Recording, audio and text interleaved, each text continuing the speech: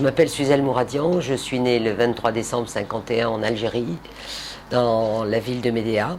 Nous sommes arrivés en 1960 en France et les premières années de mon enfance se sont passées dans le nord, dans le Pas-de-Calais, à Arras.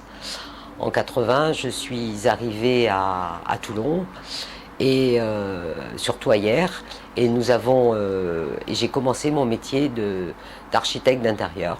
J'ai fait les Beaux-Arts à Toulon, du reste. À l'époque, elles étaient porte Castigno.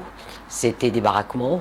J'ai fait donc 3 ans aux Beaux-Arts de Toulon pour être décoratrice. Et la vie a fait qu'au lieu d'être décoratrice, parce qu'il n'y avait pas beaucoup de débouchés pour les femmes, je suis rentrée dans les meubles, dans la vente des meubles et en particulier les meubles de cuisine, puisque c'était un métier qui naissait. Donc j'ai été chef d'entreprise à l'âge de 23-24 ans et depuis j'aménage les intérieurs les salles de bain, les cuisines et les dressings. Les pièces à vivre donc de mes clients. Donc vous êtes venu en Algérie, à Médéa, oui. Et vous y êtes resté jusqu'à quel âge? Je suis restée jusqu'à l'âge de 9 ans. Et vous y êtes retourné depuis? Oui, j'y suis retournée il y a 5-6 ans. On y est resté 3 jours, on est resté qu'à Alger. Et j'ai retrouvé les odeurs, j'ai retrouvé toutes les sensations de jeunesse. Et là, j'ai été très fière de mes parents, de mes parents et de tous les Français d'Algérie qui avaient commencé leur vie en Algérie, qui ont été obligés de quitter, parce que j'ai retrouvé le pays, il était pratiquement comme on l'avait laissé, et c'est un très beau pays. Et vous comptez y retourner? Non, ça y est, je pense que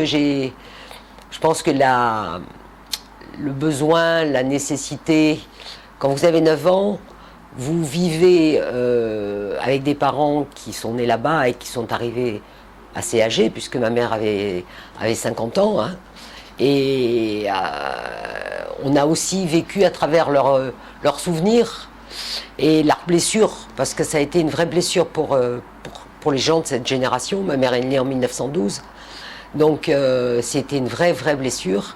Et j'ai fait ce voyage un peu pour eux, qui étaient morts du reste, mais j'ai perdu ma mère en 2002 et j'ai fait mon voyage en 2005. Je l'ai fait pour eux et je crois que j'ai tourné la page, j'ai fermé un livre. Je sais d'où je viens et je sais que je viens de gens qui ont été hyper courageux. Et vos parents, ils sont votre enfance à Toulon? J'ai pas eu d'enfance à Toulon, moi, parce que j'ai passé mon enfance pratiquement j'ai passé mon enfance à Arras, dans le Pas-de-Calais ou dans l'Oise. J'ai pas eu d'enfance à Toulon. Je suis revenue à Toulon parce que mes parents étaient installés à Toulon. Eux, ils sont arrivés en 70. Donc moi, pratiquement, je suis partie tout de suite. Je suis remontée dans le Nord et je suis revenue à Toulon parce que j'avais une fille et que ma fille, je voulais qu'elle soit près de ses grands-parents. Donc je suis revenue en 80. Et le choix de votre métier, il s'est fait naturellement? De toute petite, je dessinais. De toute façon, j'étais douée pour le dessin, je voulais être décoratrice, mais je voulais être aussi comédienne, je voulais avoir un métier libre. Voilà. Et puis, pour être comédienne, il faut un peu avoir le feu sacré. Pour avoir le feu sacré, il faut faire plein de concessions. Et j'étais pas vraiment une femme de concession. Je m'en suis rendu compte très vite. J'avais fait le conservatoire, mais je me suis rendu compte très vite que je ne pourrais pas le faire, ce genre de choses. Voilà. J'adore toujours le cinéma, le théâtre, mais c'était pas pour moi, pas une carrière. Par contre, la décoration, les objets, les volumes, les ambiances, oui, ça me convenait. Ne pas faire de concessions, concession, pas faire de concession, c'est pas accepter n'importe quoi. Je suis quelqu'un de très fier et c'était inconcevable pour moi d'accepter des caprices, des compromis, voilà. Vous êtes aujourd'hui chef d'entreprise. Oui. Vous êtes arrivé à être chef d'entreprise comment? Bah, écoutez, c'est tout bête, mais tout vient de l'enfance. À chaque fois que je demandais quelque chose à ma mère, pas souvent, parce qu'à notre époque, on ne demandait pas souvent, mais quand je demandais quelque chose à ma mère, elle me disait toujours, il faut demander à ton père. Et un jour, je lui ai posé la question, pourquoi demander à papa? Et elle m'a dit, c'est lui qui ramène l'argent à la maison, c'est donc lui qui décide. Et c'est une phrase qui m'a énormément marquée. J'ai dit, quand on ramène l'argent, on décide, moi je ramènerai de l'argent à la maison. Et c'est moi qui déciderai. C'est de ce moment-là que vous êtes devenue féministe? Oh ben, je l'ai été parce que ma mère l'était. Ma mère était déjà une révolutionnaire. Ma mère était l'aînée de 8 enfants. Et c'était la seule fille. Elle avait eu que des frères. Et elle en avait souffert parce que la fille, c'était vraiment... on ne l'avait pas envoyée à l'école, il fallait qu'elle s'occupe du ménage et les garçons avaient tous les droits. Donc elle nous a élevés en nous disant qu'il fallait toujours qu'on soit indépendante, il fallait toujours qu'on apprenne à conduire. À l'époque, quand vous vouliez apprendre à conduire, surtout ma sœur qui avait 5 ans de plus que moi, il fallait l'autorisation du père. Ma mère m'avait dit, signe l'autorisation pour que ta sœur puisse apprendre à conduire.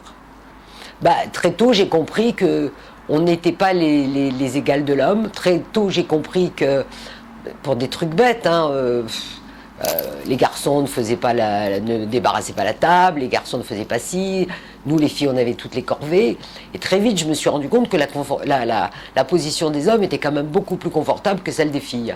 Nous on n'avait pas le droit de sortir ou avec un chaperon. Alors c'est vrai que quand je raconte ça fait sourire les jeunes générations, mais vous aviez un proverbe populaire qui disait « Retenez vos poules, je lâche mes coqs ». Je ne sais pas si vous l'avez connu, mais ça voulait bien dire ce que ça voulait dire, quoi. Les garçons avaient le droit de tout faire.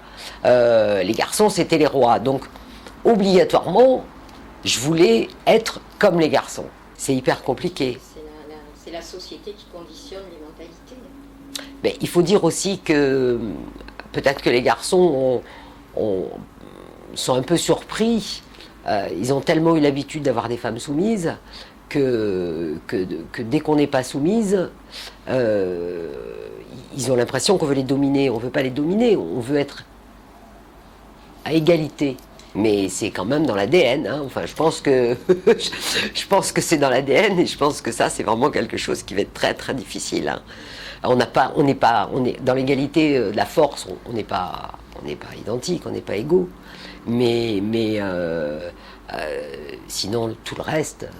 Franchement, je vois pas la différence.